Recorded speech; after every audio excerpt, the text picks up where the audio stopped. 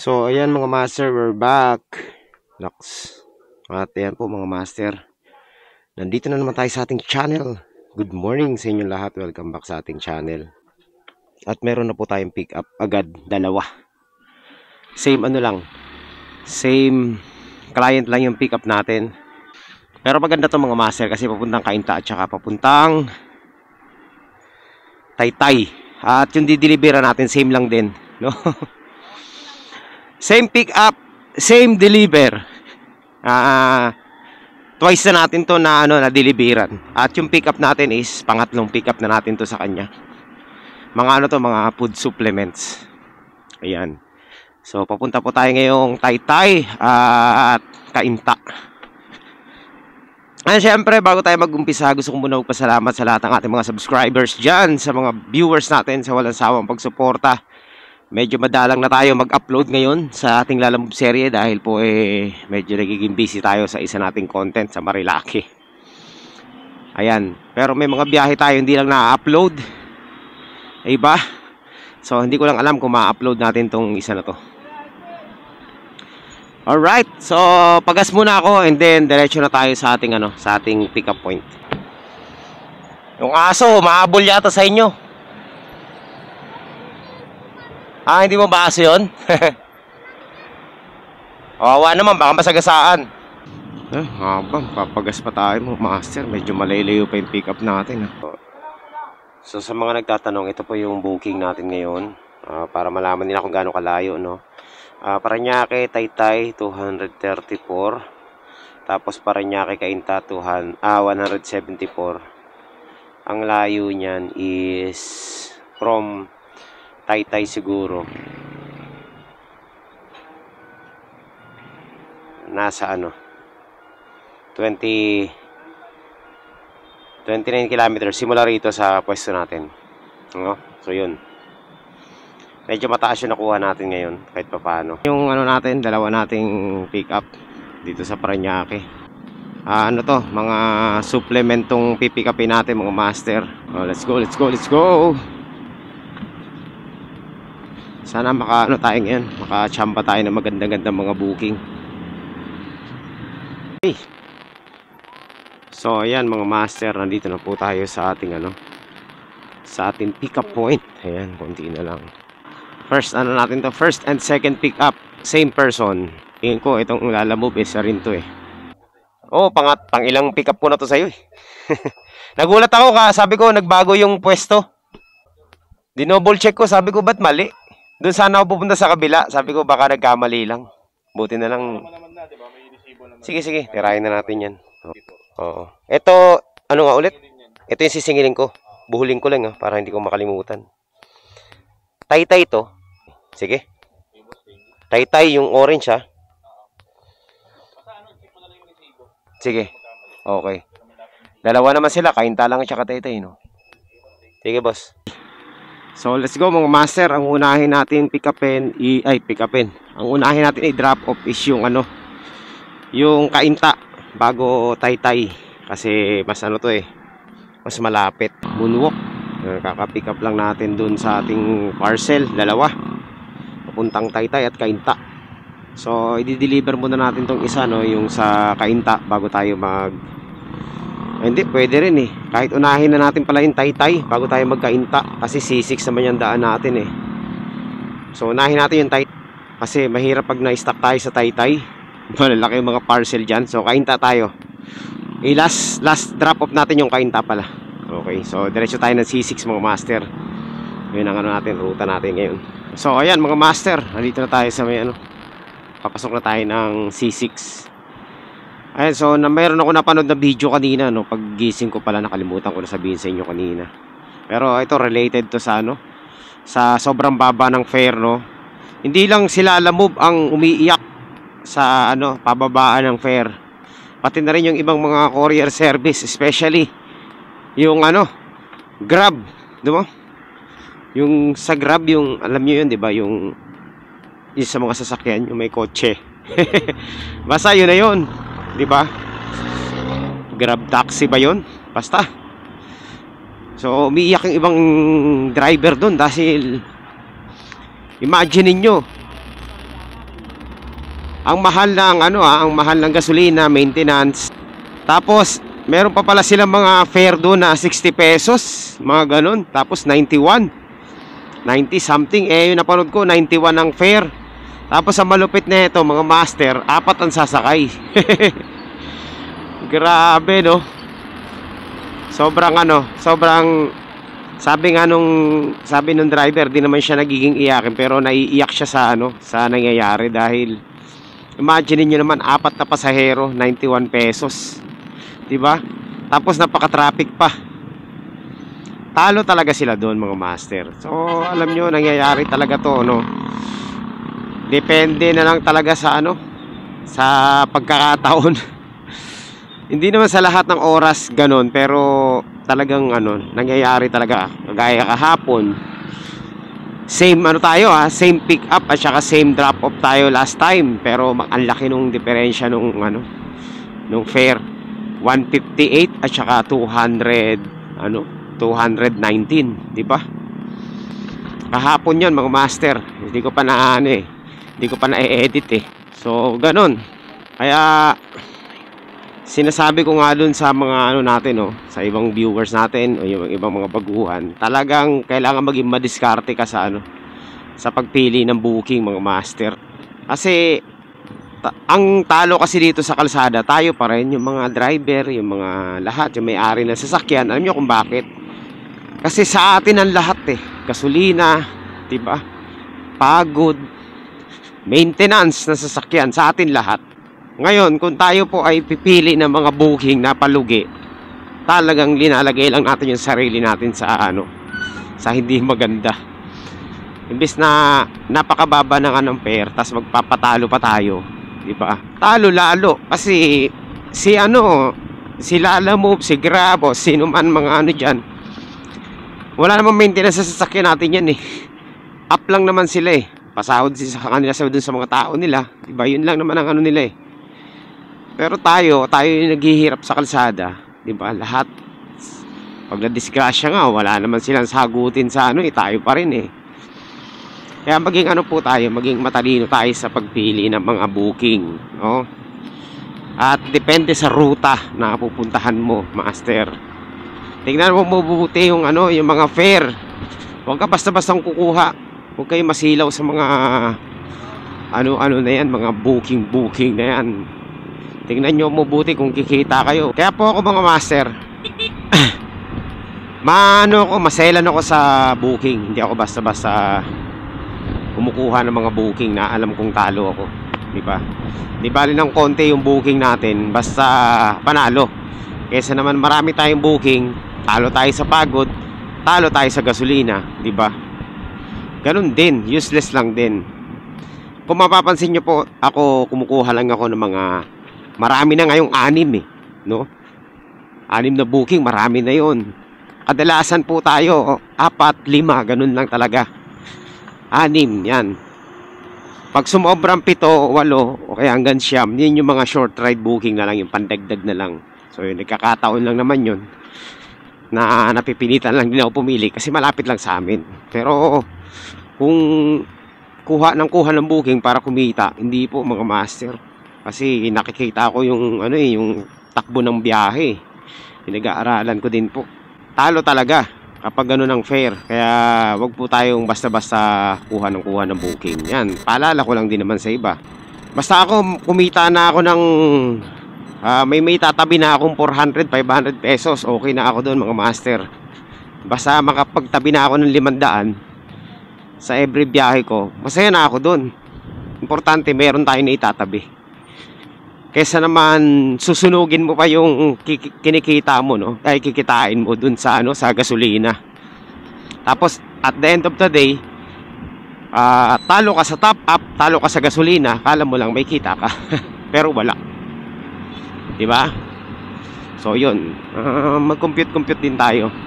So, yan lang ang tip ko. Sana meron kayo natutunan kahit paano. Diretso na tayo sa ating sa ating drop off dito sa Taytay, tapos Cainta. Ayan, mga master, dito na tayo sa sa Taytay. Malapit na po tayo sa ating drop off. Yung drop off ko, ito rin yung na-drop off pa natin dati, no? Same ano lang din. Same bahay lang, same pick up.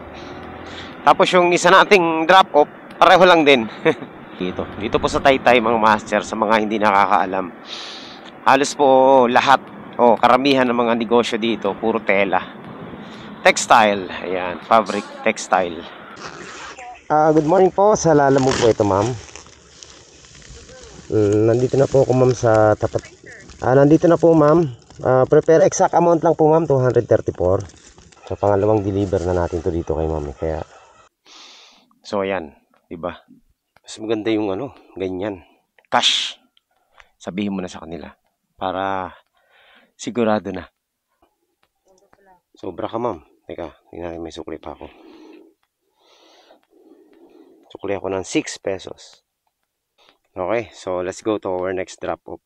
So, pagkatapos natin dito sa isa nating drop off sa Cainta, tsaka tayo maghanap ng ng booking. Maricar po. Alam mo po, ma'am. Maricar? Thank you po. Okay. Para quality yung biyahe natin. So, doon po mga master sa booking natin is kumita na po tayo ng eksaktong 400. Hindi na masama. Hanggang dito lang sa Taytay at Cainta. Meron na tayong 400 pesos. So ito mga master, meron na tayong drop off pick up ulit. Tingnan natin, hindi na ng signal dito. Yan, nakuha din natin. Kala ko hindi natin makukuha eh. Walang kukuha nun mga master. Tayo lang. Kaya pala may ginagawa pala dun eh. Kaya pala traffic dito. Okay, so pinaalam ko lang na papunta na tayo para sa pick up. 4.6 kilometers. Grabe, layo pala nun. 4 kilometers pala, sorry. Mali pala ako. Alright, let's go. Kailangan mabilis yung pacing ng biyahe natin ngayon. Try natin maka-anim ngayon, subukan lang natin. So mga master, nandito na po tayo. Villa Rosario. Michael Lim. Pangalawang kanto kanan. Dulo kaliwa. Pangalawang kanto kanan, dulo kaliwa. Okay. Pangalawang kanto kanan. Hello boss, Lalamove po. Ano sir? Papuntang Las Piñas. Oo. Hindi sila nag-book nito, no? Baliktad din yung pagkakasabi niya. Pangalawang kanto daw, kaliwa eh. Pero tinanong ko sa guard, pangalawang kanto kanan. Kaya naguluhan ako eh. Master, meron na tayong booking. Ito, kinuha ko na to kasi nakalagay dito, frozen meat less than 1 kilogram. Vacuum sealed in thermal pouch and eco bag. Walang leak, yun ang sabi. So, puntahan na natin mga master, no? Papuntang Las Piñas din to. Let's go mga master. Ayan, meron na tayong 4 na booking. So, nagkakahalaga to ng 177 pesos. Tapos yung isa 158. So maliwanag na 300 plus na yung kikitain natin dito. Pabalik ng Las Piñas. Pasig to Las Piñas. 300 plus. No, update ko na lang kayo kapag nandun na tayo sa ating sa ating pick up point. Master. So ito may tawag ng tawag sa akin mga master. Tawag ng tawag sa atin yung yung pinick up pa natin kanina. Kasi may kasabay akong pumick up kanina na rider. So ang akala niya ako yung papuntang Parañaque to Pasig na isang booking lang. Tawag sila ng tawag kasi nga hindi raw nila makontak yung rider, hindi nila matrace. Sa akin siya tumatawag, ang akala niya ako yun. Pero syempre meron na tayo sa kanyang pick up. Nagulat siya kasi dalawa pa yung dalawa pa yung drop off natin. Nauna pa tayo dun sa isa. Sa akin wala silang problema, diba? Basta sapat lang ang fare, okay yan, walang problema yan. Kakarating yung parcel nila ng nasa tamang oras. Minsan mabilis pa nga eh. Dapat sa akin na lang niya binigay, 3. Sana naikutan ko pa lahat yun. Alright, so yan, malapit na po tayo sa ating sa ating pick up.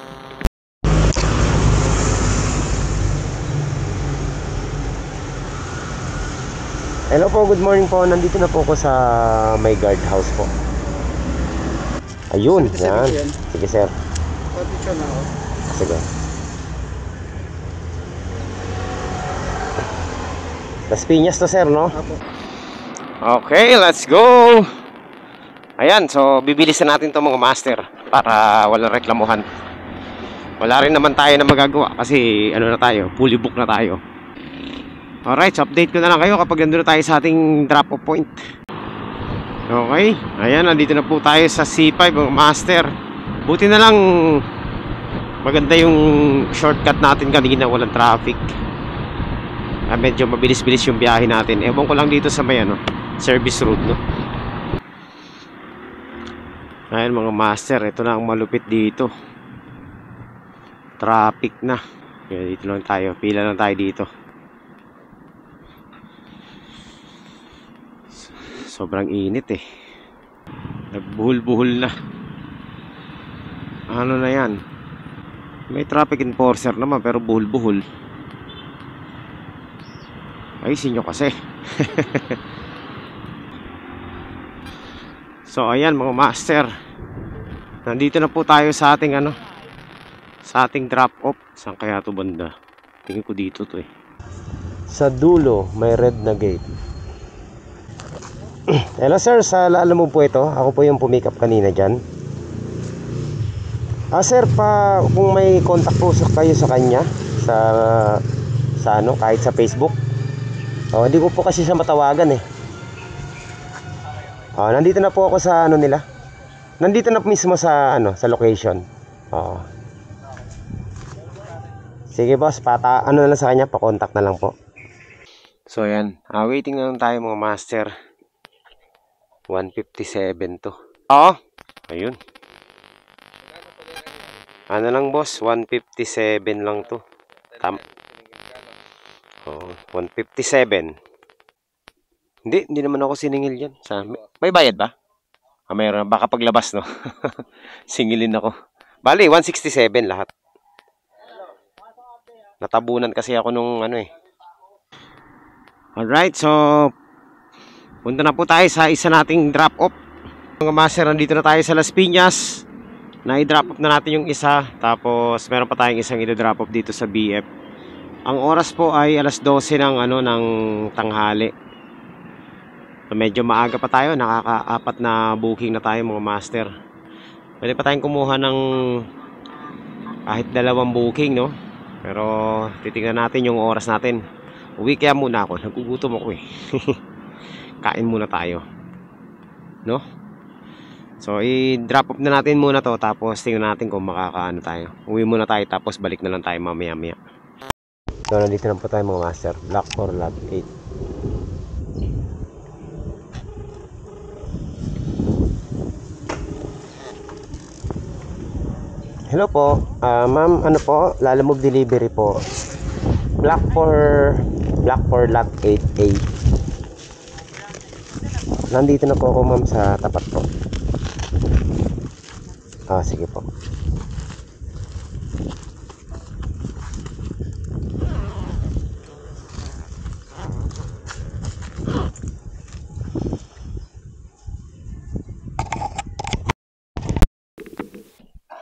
Po ma'am. Okay po.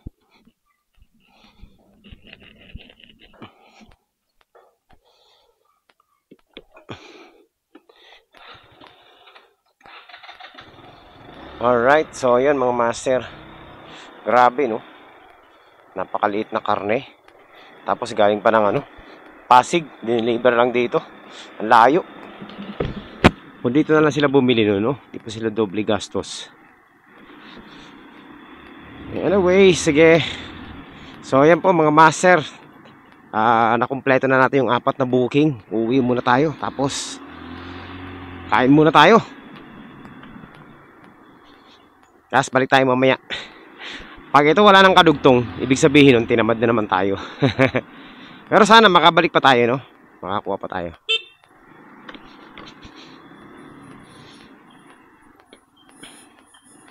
So uwi muna tayo. Update ko na lang kayo mamaya mga master kapag tayo nakachamba pa or tinamad tayo. Oo, bahala na. Grabe, pumutok ka.